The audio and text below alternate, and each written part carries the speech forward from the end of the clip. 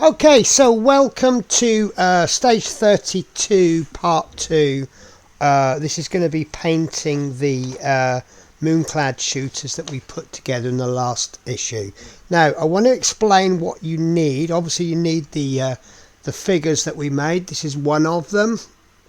Now you can use the paintbrushes that were given to you in the magazines. My personal preference are these Rosemary & Co series 99 brushes. I have various sizes. I've got my whole collection out, and I actually have two sets of them. Please excuse the weird color coding. Purple means that they're brushes that I'm using for acrylics. The second band, green, means that they're my general purpose brushes, and in this case silver means I'm using them for metallic paints. I don't like to mix my acrylics and metallics, because metallics contains little flecks of metallic, and I don't want that mixing with the acrylics. Now I only use a sable brush for this. Is mostly going to be base painting. If I use any other brushes, I'll introduce them as I bring them in, but basically I only use my Kolinsky sable, my very good brushes, for very fine detail work. This is just base painting, so I'm using my sable brushes. Now I choose to use Rosemary & Co series 99. I think they're extremely cost effective. We are also using some but not all of the paints that we were given throughout the magazine collection. We've got, now I've brought the Avedon Black out. It tells you step 1, base coat them with Avedon Black. We're not going to do that because we've primed them. Now the Citadel paints are a very good primer. We've chosen to do the Zenithal Prime as an alternative, so this will actually be skipped, but you will need it if you're not priming them. Then we're going to need the Uruk Flesh, which is a green colour. We're using the Katakan Flesh, which is a browny colour, I believe. Oddly enough, we're not going to be using it for any flesh. Next up, we're going to use Rathbone, which, as you can see, needs a really good mix. Really good mix. We're going to use Avalon Sunset. We're going to use a Mephiston Red. We're then going to use our first metallic Lead Belcher, which is a silver. We're then going to go on to Corax White. Not my favourite colour. It's a light grey, but it does the job. Then on to Rune Lord Brass, which I think is a lovely colour. Then we've got a shade of Agrax Earthshade. So I will be using a different paintbrush for those. I won't be using my best ones. And then we have the contrast, the Griff Charger Grey. So then it tells you to thin these with water. I actually prefer to use, I call it paint water. It's actually thinners. This is, for all intents and purposes, this is Tamiya thinner, except it's homemade. And the way I make this, I make it in big bottles. That's my spirits bottle. That's not the one I'm after. I'll show you this one, ignoring. So you've got 1 part IPA alcohol, 2 parts water. Then you've got about 5 ml of retarder medium and about 5 ml of flow improver. And I think this is absolutely fantastic. Right, so the actual video clips, what I'm going to do is, as I'm painting, I will explain what I'm doing, and then I'll go quiet while I'm painting it all. But then when I do the edit, I will speed up the actual painting to match the speech. So you won't notice me going quiet, it'll just be constant speech. So let's begin. So first of all, I'm going to use my Uruk Flesh, and I'm going to cheat a little bit. I've got my little vortex mixer, and we'll just give that about 10 seconds per paint, and then I turn it over and I'll give it another 10 seconds. Now I won't be I'll be shaking all of these off camera, so you don't need to see this every time. And then we'll just open the tub, and then I'm probably going to get a number 2 brush to start with. One of the great things about base coating, because the order that we're going to do it in, if we make any mistakes and we overpaint, we can actually go over it when we do the next stage that we've gone over. Why have I not got number 2? 1, 2, 3, 4, 5. I had a number 2 brush. There it is. So I'm going to start off with a number 2 and then work it out from there. And I'll just moisten my bristles to start with, so I'm not going straight into a dry brush. And then I'll get a couple of good dabs. Obviously, when you do this a long time, you learn how much paint you need. And then I like to put the lid on straight away. And then I'm just going to thin that down, possibly 3 drops per two brushfuls of water. And we'll give that a good mix. Probably shouldn't be using this brush to mix the paint with, but you know me, I'm a rebel. So what I then like to do is I give them a brush of good cleaning, just ordinary water. I've actually got 2 pots of water, and I use one for normal paint and one for metallic. So then we just run the brush in there like so, and then all we're going to do is we're going to do the face and the hands. And like I say, if you should go over a little bit, so you see there that where I've started to do the face, if I should go over onto the cloak, it doesn't matter because we're doing the lower areas first. So when we do the cloak, we'll tidy that up. So number 2 brush might seem a little bit big. I think I've thinned that paint a little bit too much, so I'm probably going to need 2 coats on that. But we'll do 2 coats. I'll do the second coat off camera, I think. But we just do the hands and the face. And like I say, if we do go over a little bit, we have the opportunity to just neaten things up later. So I said that number 2 brush might seem a little bit big. I like it because if you look, the brush actually comes to a point. So while you have quite a large belly, the actual tip is quite small, and you are painting with the tip and not the belly. So you've got a nice belly to hold plenty of paint, but you're just using the tip. And as you can see, that is a little bit thin, so the coverage isn't too great.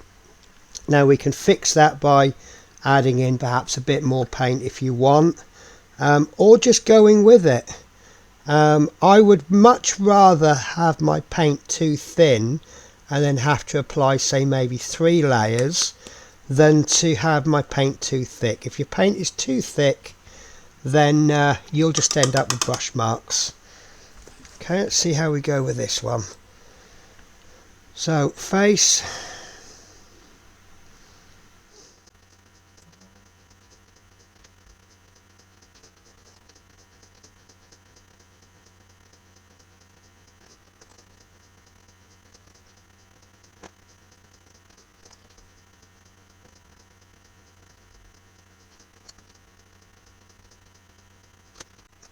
Okay, so that's then done after 2 coats.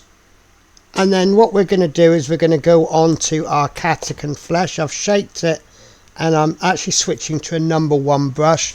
And we're going to be doing this over 4 stages.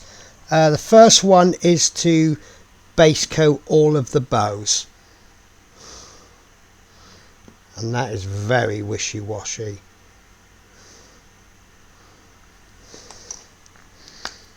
Don't know what's going on with that paint.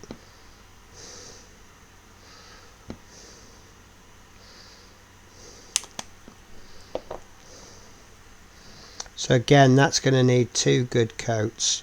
So it doesn't matter if you're sloppy and you accidentally paint onto an area that's not been painted, but do try to avoid painting the parts that have already been painted, in this case the face and the hands.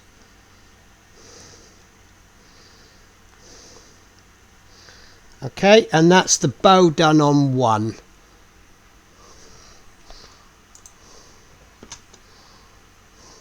Okay, and that's the bows done on those 2. So the next step is to go on to the arrows of all of them that are carrying arrows, which is not all of the models, but generally probably the ones with the bows, with the bows. So And all we need to do on this is, so we have to be careful not to paint over the hands. And I'm going to paint the whole thing because we will be painting over, there we go, for the quivers. Okay, so on this one, I don't think you can actually see it, but I did accidentally go over some of the fingers. No, you can't really see it, but I went over the fingers. That's not a problem. I've still got a little bit of green on my palette. So we'll just very carefully, we'll just repaint those fingers just to neaten them up a little bit. Just using the very, very tip of the brush, having as much control as possible. And there we go.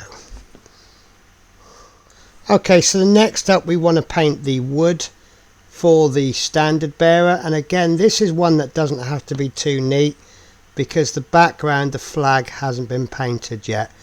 So I would use this as good practice. So we'll just paint all of that, and we'll try not to get the actual banner. Not really worrying if we do, but we do want to try and avoid that hand. Okay, and lastly we need to do the hilt of the sickle on the musician. I forget what he's actually called, but I'm going to call him the musician. Basically the noisemaker. Now, general rule of thumb, if you see a part that's not painted and you're not 100% sure if it should be painted, I paint it, because I tend to find that once you paint it, you then discover what it is, and then if it's the wrong colour you can always go over it with the correct colour. But if you don't paint it and it should have been, then you have to get it out again. Now it doesn't say in the anything in the magazine about this staff, so I'm going to paint it, and if it turns out it's the wrong colour, we'll just repaint it the correct colour. Simple as that. I haven't looked at all of the instructions yet, I've just looked at them one step at a time. So, but all of these base paints, they act as a good, well, as a base paint, as a primer. So anything you paint over the top should be good. Okay, and the other thing I haven't mentioned, which I forgot to mention, try to work in a production line. So you have, it doesn't matter what order they go in, but model number 1, model number 2, 3, 4, 5, 6, and then if you need to do a second coat you go back to number 1, 2, 3, 4, 5, 6. So we'll let that dry now and we'll go on to the next colour. That was a cat interruption, I apologise. Now I do actually have a criticism of these paints. I remember these paints being very, very thick and they took quite a lot of thinning. Now I've noticed that these seem quite wishy-washy. To the point I thought, well, maybe I hadn't mixed them properly, but look at this. This has been thinned with a cocktail stick. I've gone all the way to the bottom, and I don't remember it being that thin, which will probably explain why when I thinned it, it went too thin very, very quickly.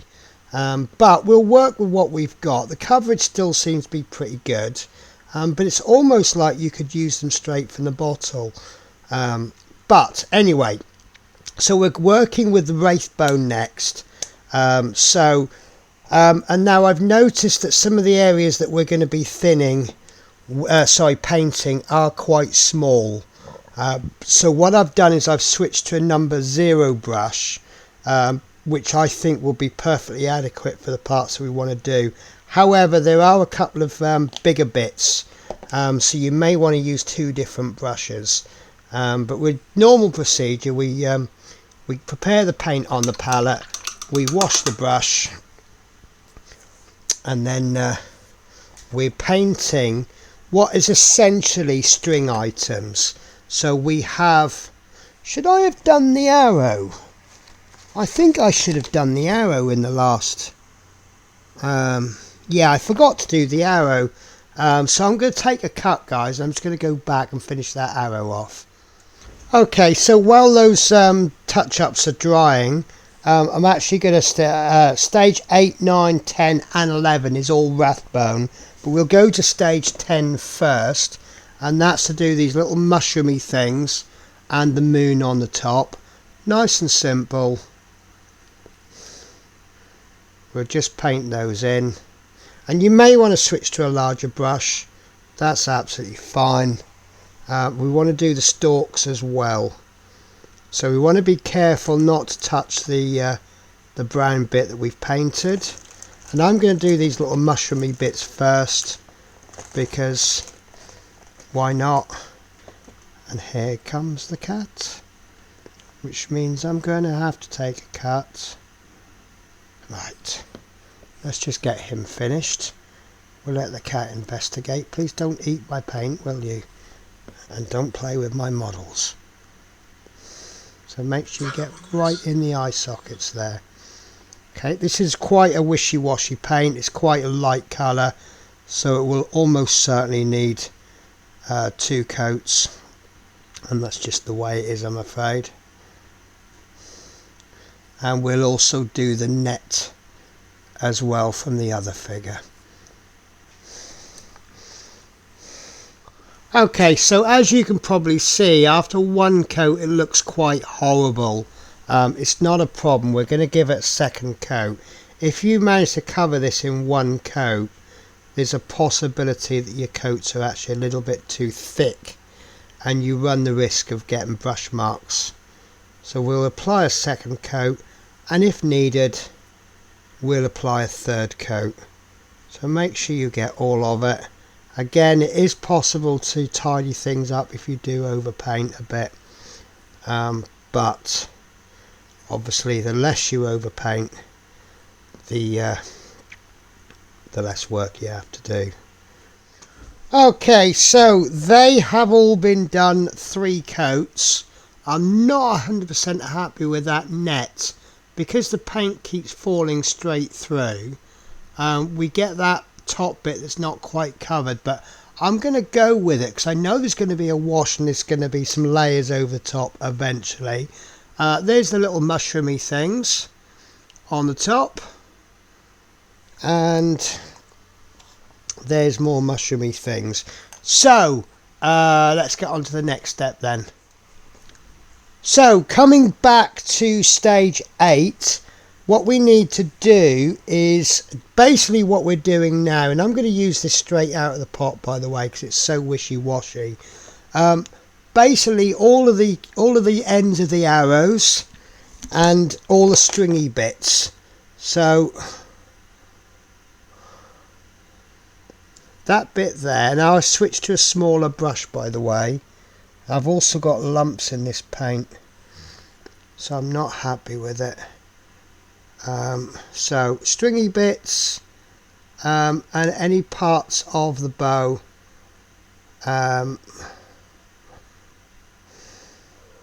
yeah, it does need a tiny bit of thinning, especially this wraithbone, because it's essentially it's a white, but if you thin it just slightly it doesn't really give the coverage, so that's not too bad. So then the next step, which is step 9, you'll see that all of them have got cloaks on. They're kind of held on, they're tied up with these little ties like ropes.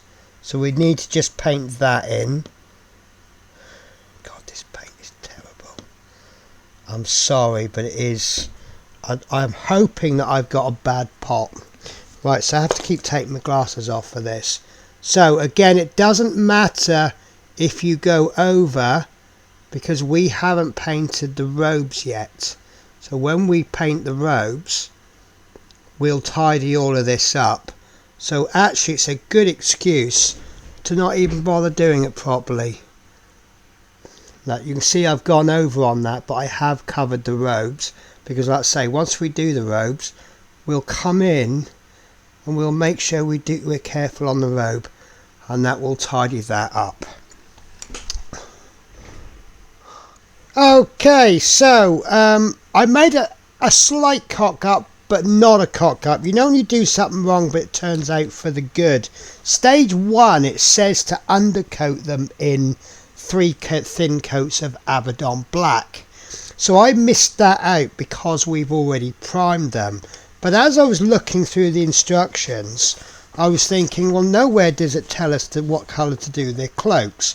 So I've assumed that we'll do them later on in another issue when we get that paint. So I had a little look at the front cover, and I can see that they are actually going to have black cloaks. And let's see if I can see, if we have a look in the section, there we go, about Moonclan, you'll see that they are actually in black. So I'm going to do the cloaks in black.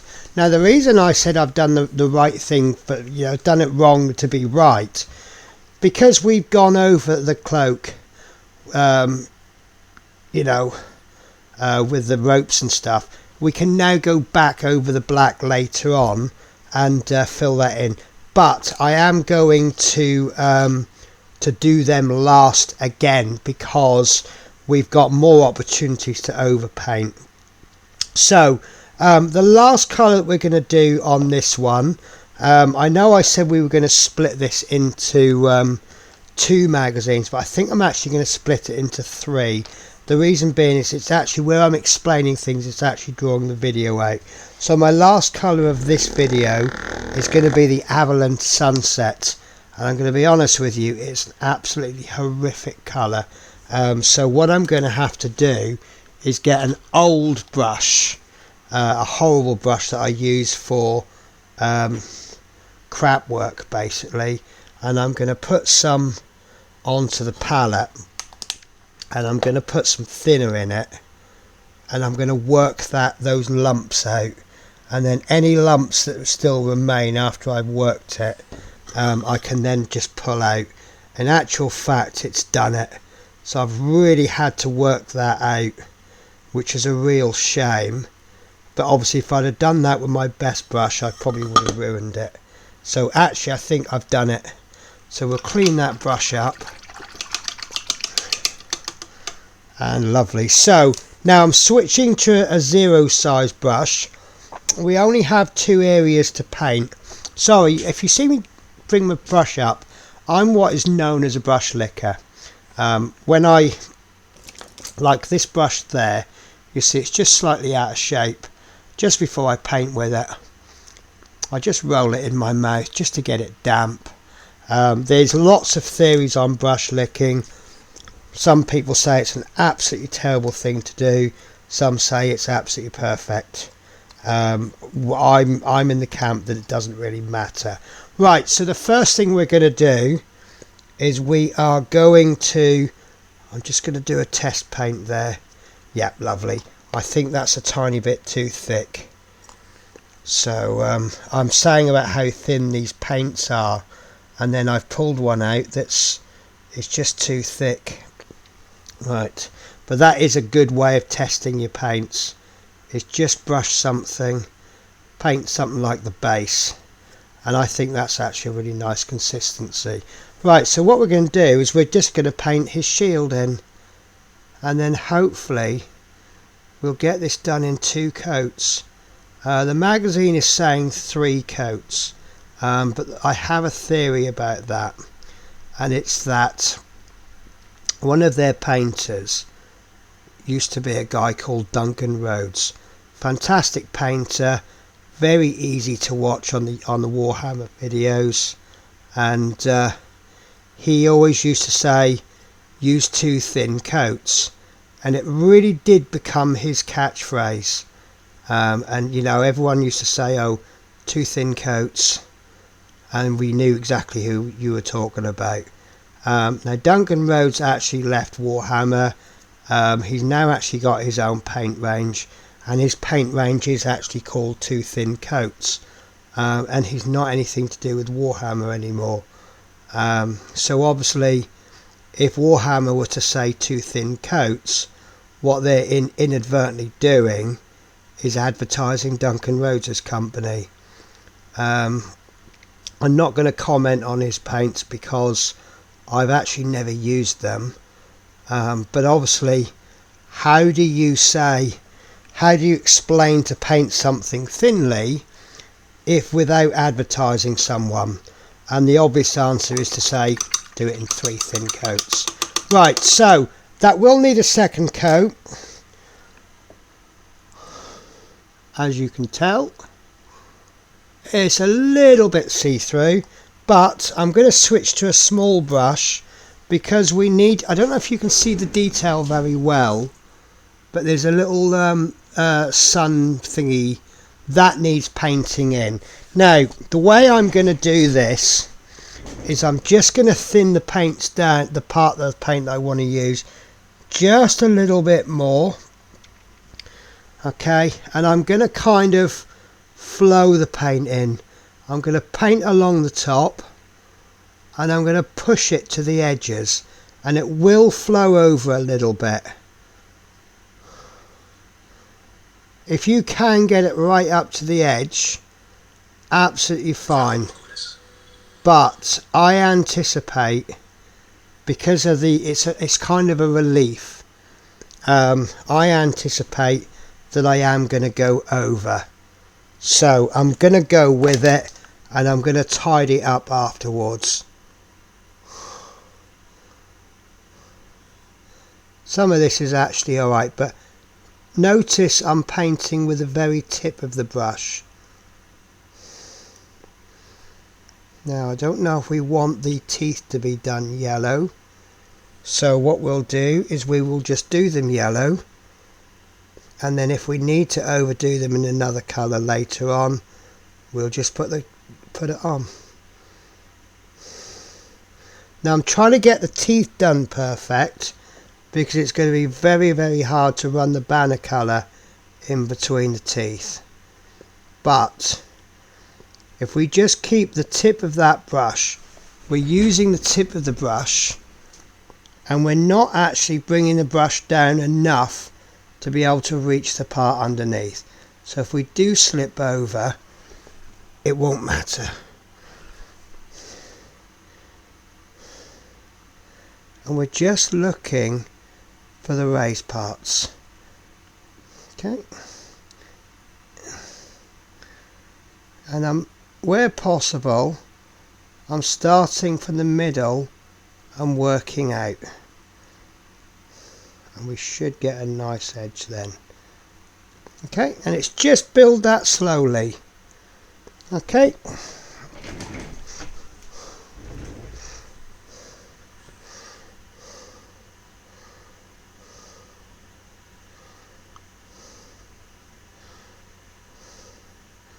I think I'm using the thicker paint there, but it's okay.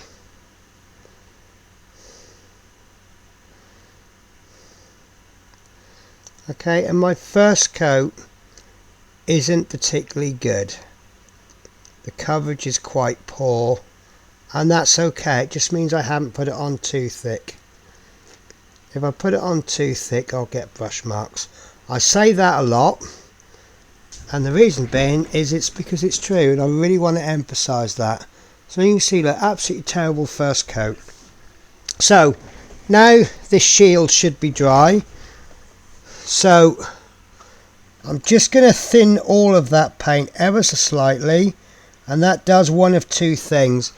Where it may have just dried a little bit on the palette, it would have thickened up, but also I like to do my second coats a bit thinner. It's not so much a covering coat as an emphasizing coat. The trade-off being that I will almost certainly need to put a third coat on, but so long as the finish is nice, I don't think it matters how many coats you have to put on. If I have to do 10 coats but I get a beautiful finish, I will take that any day. Okay, and don't forget to do as much of the inside of the shield as you can.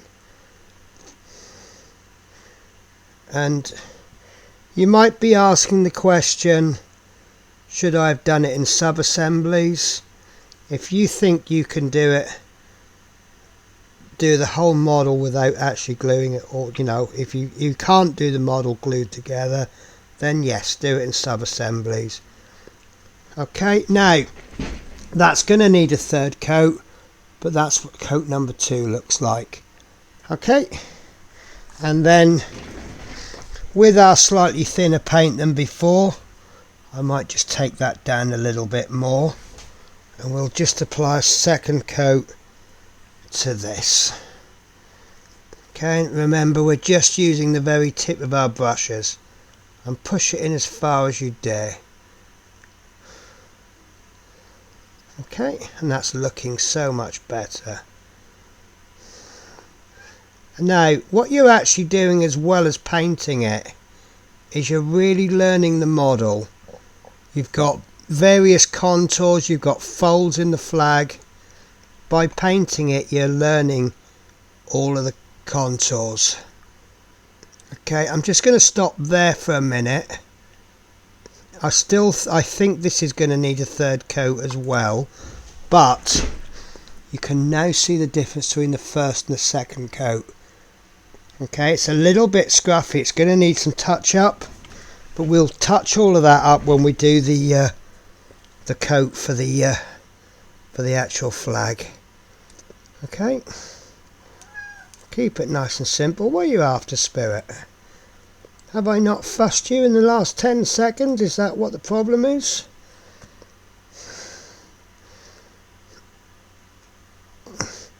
And I'm just using the very, very tip. I keep saying it because I'm trying to emphasize it.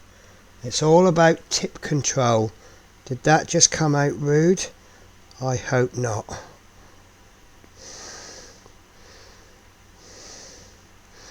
Okay, it's going to take longer to do it this way, but I think you'll find the results are worth it. Okay, so we're just bringing the bristles down just enough to touch the raised part that we're trying to paint. Okay, now once you've gone over a bit, don't be tempted to go back until it's dry. Okay, because otherwise what you'll do is you'll just pull the paint about. So there's a couple of areas I want to touch on, but I've left it. Okay, and we'll come back when that layer is dry. Okay, so we're going to do this, the third coat, and what I'm doing is I'm just thinning that paint just a tiny bit again. Again, for two reasons being is that where it's dried a little bit, it might have just thickened up. Also, we want it ever so slightly thinner than before to give it kind of a, we want to kind of wash it on. Not a wash, but we just want to finish off the coverage. So, and I'm showing off now because I'm using a number 2 brush, which is just showing you that if you've got good brush control, it's actually the control you want, not the size of the brush. A number 2 brush, as you can see, is holding so much more paint. So I'm coming away from the model a lot less to touch the paint up. And I think, even though that's not perfect coverage, I think I'm going to go with that, because the parts that aren't perfect is actually the edges where there's going to be another layer of paint applied. So it's going to be a little bit lighter, but that shield I'm quite happy with. So let's go for the real test, and we'll do this flag. We'll finish this off, and we're going to need very good tip control because it is a large brush. So just using the very tip, because it's quite detailed work, but still not detailed enough for me to crack out my, well, I could get my very best brushes out. Kolinsky Sable, which I find have a much sharper tip to them, so this would probably be easier with Kolinsky Sable. I tend to find with a number 2 Kolinsky Sable, I could do the same kind of work as I could do, say, on a zero sable brush. But that's really nice. Just finish those teeth off. That one I went slightly too deep, but I can tidy that up later. And I'm just dotting little bits on. There we go, this the extreme edges. Okay. Now also, you may notice around the mouth area I have gone slightly too far over. Not a problem, if we're going to put a wash on that later, and that wash will sink into those corners down there, say, and it will sharpen those up. So that is it finished for this stage. In the next video we will be doing stages 14 onwards, which is Mephiston Red, Lead Belcher. That will really pick up with the Lead Belcher because that's the weaponry. A bit of Corax White, yeah,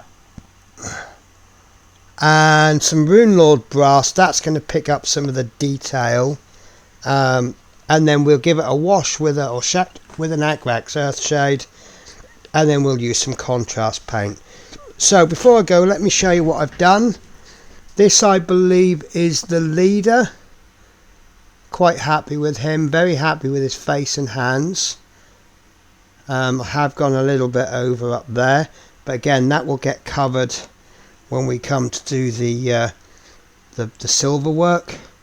There is the musician-y figure, and then we'll finish them all off by doing the cloak black. Not quite sure what's going on with the arrow there, but that's how they've asked it to be painted, and I'm sure a lot of it will become clear as we do it. There's the little net throw. You can see where the shade, where the thin paint has run down. It's not covered the top so much, but I think that will be fine once we highlight it. There's the little bow figure. He's not too interesting. You tend to find the rank and file ones aren't, but he's doing his job there. And then lastly we have the standard bearer, which I'm rather pleased with.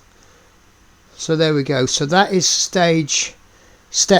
part 2 of stage 32, and I hope you'll join me next week when I finish them off. Take care guys, bye bye.